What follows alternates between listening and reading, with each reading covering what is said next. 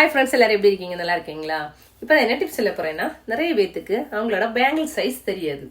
இப்போ பேங்கிள் வாங்க போனோம்னா, இப்போ நம்ம போனோம்னா பேங்கிள் ஓகே நம்ம கை அளவுக்கு எடுக்கலாம். இப்போ ஒருத்தங்களை சொல்லி நம்ம வாங்குறோம்னா சைஸ் சொல்லணும். அந்த சைஸ் நிறைய பேருக்கு தெரியாது.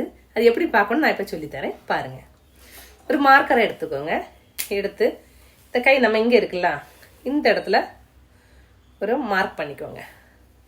அதுக்கப்புறம் பார்த்தீங்கன்னா இந்த இந்த விரல் இருக்குல்ல, இந்த இடம் இதுல ஒரு மார்க் பண்ணிக்கோங்க. தெரியுதா?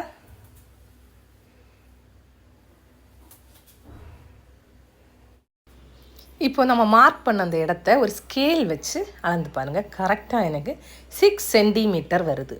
6 சென்டிமீட்டர்னா வளையல் சைஸுக்கு 2.6 வரும். இப்போ பாருங்கள், கரெக்டாக 6 சென்டிமீட்டர் இருக்குது. இப்போ நான் போட்டு கையில் போட்டு வளையலை கழட்டி மெஷர்மெண்ட் எடுத்து பார்த்தாலும் 6 சென்டிமீட்டர் கரெக்டாக வருது.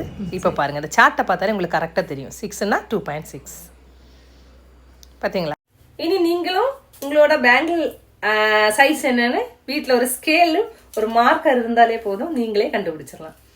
ஓகே ஃப்ரெண்ட்ஸ், என்னோட இந்த டிப்ஸ் உங்களுக்கு பிடிச்சிருக்குன்னா என்னோட சேனல் லைக் பண்ணி ஷேர் பண்ணி சப்போர்ட் பண்ணுங்கள். தேங்க்யூ.